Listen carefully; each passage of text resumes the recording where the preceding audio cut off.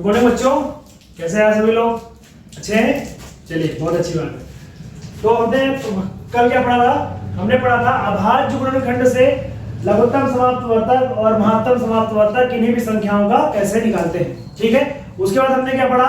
उसके बाद हमने पढ़ा यूक्लिड विभाजन विधि द्वारा किसी भी संख्याओं का एचसीएफ कैसे ज्ञात करते हैं, या भाग विधि द्वारा किसी भी संख्या का एचसीएफ कैसे ज्ञात करते हैं। तो हम आज क्या पढ़ेंगे? आज हम पढ़ेंगे कि लघुत्तम समाप्तवर्तक यानी कि एलसीएम और महत्तम समाप्तवर्तक यानी कि एचसीएफ में क्या संबंध होता है। संबंध का मतलब है कि अगर कोई भी एक संख्या आपको एक चीज दी है, अगर किसी भी दो संख्याओं का एलसीएम दिया है और आपसे पूछ ले उसका एचसीएफ क्या है, तो आप डायरेक्ट बता सको। अगर आपको एचसीएफ दिया है और एलसीएम पूछे तो आप डायरेक्ट बता सको। आपको ज्यादा उसमें गुणा भाग माथा पच्ची नहीं करनी पड़े, तो हम उसको डायरेक्ट कैसे निकालेंगे। तो अगर इन दोनों में हमको संबंध पता चल गया तो हम क्या डायरेक्ट फॉर्मूला लगा लेंगे। तो हमको फॉर्मूला डिराइव करने के लिए पहले एक सवाल से हम देखते हैं। ठीक है, तो हम दो संख्याएं लेते हैं, कुछ भी ले लेते हैं। चलो दो संख्याएं लेते हैं। पहली हमने ले लिया एक 18 और दूसरी ले लिया 63। ठीक है, दो संख्याएं हैं हमारी 18 और 63। तो हम इसका क्या करेंगे? पहले इनका अभाज्य गुणनखंड कर लेंगे। हमने आपको पहली क्लास में सिखाया था ना अभाज्य गुणनखंड करना। तो क्या करेंगे? हमने पहले 18 लिया और 18 का अभाज्य गुणनखंड कर दिया।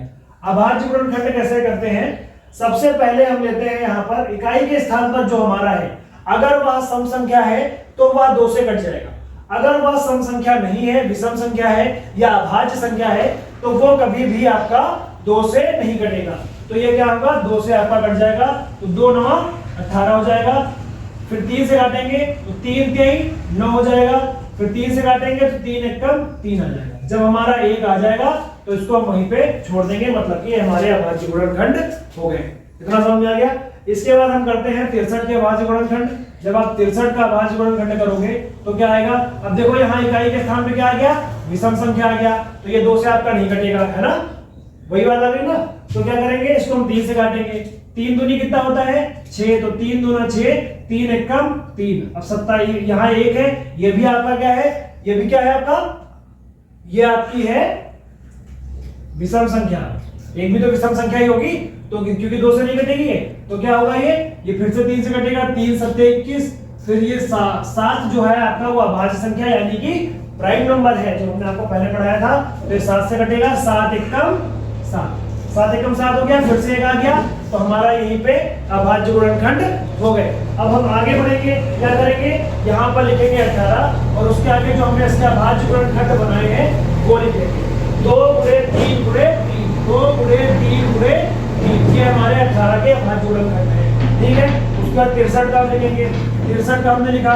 63 का अभाज्य गुणनखंड कितना आया? 3 गुणे 3 गुणे 7 आया। 3 गुणे 3 गुणे 7। तो अब हम इसका लासा और मासा निकाल लेते हैं। ठीक है, तो हमने आपको क्या सिखाया था कि जब भी हम किसी भी दो संख्याओं का मासा निकालते हैं, मासा या 18 और 63 का निकालेंगे, तो इन दोनों में जो भी हमारा युग्म होगा उसी में से हम लेंगे।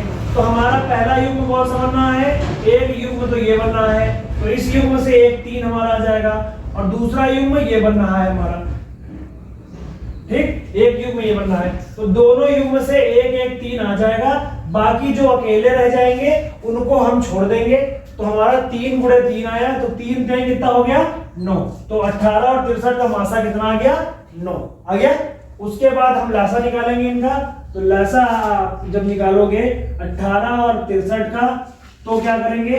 जो भी हमारे युग्म बनाएंगे उनसे तो हम एक एक लेंगे ही, ठीक है, लेकिन जो हमारे अकेले बचेंगे उनको भी हम साथ में ले लेंगे। ठीक है, तो हमारा क्या हो गया? 3 3 9 तो था ही, गुणे 2 गुणे 7। ठीक है, 9 दूनी 18 गुणे 7 और 18 सत्ते होता है 126। ठीक, तो एलसीएम और एचसीएफ आपको ज्ञात हो गया। ठीक है, तो यहां तक तो आपने पहले क्लास में सीख रखा था। अब हमको संबंध निकालना है। तो आप एक चीज देख रहे हो क्या यहां पर? अगर हम जो इसका मासा और लासा आया है इन दोनों का गुणा करते हैं तो क्या आएगा? अगर हम जो आपका मासा आया है, मासा 9 आया है और लासा कितना आया है? 126। अगर हम मासा और लासा को आपस में गुणा कर ले 126 गुणे 9, 9 छाक 54 का 4 हासिल लगा 5 और 9 दुनिया 18, 18 5 23 का 3 हासिल लगा 2 और 9 1 कम 9, 9 2 11, यानी कि 1134 आ रहा है। ठीक है, अब जो हमारी दो संख्याएं थी, एक बार हम इनका गुणा करके देख लेते हैं कितना आ रहा है। 18 गुणे 63। ठीक, तो जब हम 63 को 18 से गुणा करते हैं, 63 को 18 से गुणा करते हैं तो 8 3 24 का 4 हासिल लगा 2, 8 6 48 2 50। ठीक है, 1 4 3, 1 6 का 6 और जब उसको जोड़ेंगे तो 4 आएगा, 3 आएगा और 5 और 6 होता है 11। तो देखो क्या हमको इससे संबंध मिला कि अगर हम किन्हीं जो संख्याएं हमको दी है आपस में उनका गुणा करा दे तो वो हमारे इन दोनों के लासा और महासा के गुणनफल के बराबर होते हैं। अब थोड़ा इसको मैं मिटाता हूं, फिर लिखता हूं यहां पर, अगर मैं ऊपर नहीं मिटा रहा हूं यहां पर, तो इससे हमने क्या संबंध निकाला कि एलसीएम ऑफ 18 एंड 63 गुणे एचसीएफ ऑफ 18 और एंड 63, जब इन दोनों का आपस में गुणनखंड करते हैं तो जो दो संख्याएं हमको दी थी स्टार्टिंग में, है ना, जो दो संख्याएं हमको दी थी 18 और 63, उसी के बराबर तो आ रहा है।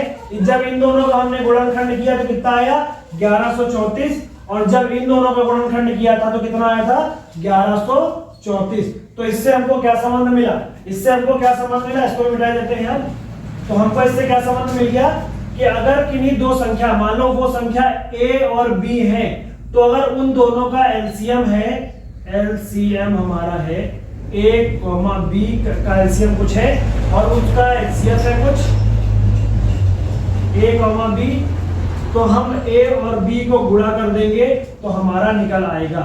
अब ये हमारा ये फॉर्मूला हो गया, नोट कर लो सभी लोग। ठीक है, ये हमारा फॉर्मूला हो गया एलसीएम और एचसीएफ में संबंध। मतलब कि अगर आपको एलसीएम दिया है और ये दोनों संख्याएं दी हैं तो हम एचसीएफ ज्ञात कर लेंगे। अगर एचसीएफ दिया है, ये दोनों संख्याएं दी हैं, तो आप ये क्या कर लोगे, ये दोनों, सॉरी, अगर एचसीएफ दिया है, ये दिया है, तो आप एलसीएम ज्ञात कर लोगे। और अगर एलसीएम दिया है और ये दोनों नंबर दिए हैं तो आप एचसीएफ ज्ञात कर लोगे। तो डायरेक्ट संबंध आ गया ना। तो अब कोई कंफ्यूजन है ना, समझ में आ गया ना, समझ में आएगा नहीं है, कोई डाउट तो नहीं है। तो ये हो गया आपका लघुत्तम समाप्तवर्तक और महत्तम समाप्तवर्तक में संबंध। समझ में आ गया। तो इससे संबंधित हम एक सवाल आपको करते हैं। सवाल आप लोग नोट करिए। मान लो हमें दे दिया कि किन्हीं दो संख्याओं का, संख्याएं नहीं बताई आपको, ये a और b कितनी है ये आपको नहीं दिया है। ठीक है, उसने क्या दिया कि कोई संख्या है, कोई दो संख्याएं हैं, मान लो उसमें a दे दिया आपको, जो a है उसमें क्या बोला उसने कि हमारा जो संख्या है उसमें a बराबर कितना है, उसमें दे दिया उसने कि a बराबर है आपका 8। ठीक है, a बराबर कितना दे दिया 8 दे दिया। और उसने कहा कि LCM of a and b है आपका 4 और HCF of a and b है आपका 12। ठीक, और उसने कह दिया कि अब बताओ b कितना है। उसने क्या पूछा कि अब बताओ b कितना है, तो हम सेम फॉर्मूला यूज कर लेंगे। एलसीएम कितना दिया है, एलसीएम वाला दिया है हमको 4 और एचसीएफ दिया है 12। ठीक है, नहीं, थोड़ा सा हमने सवाल गलत कर दिया है। सवाल क्या गलत किया है, थोड़ा सा नंबर चेंज हो गए यहाँ पर। यहाँ एलसीएम उसने दिया है 12, एचसीएफ दिया है 4।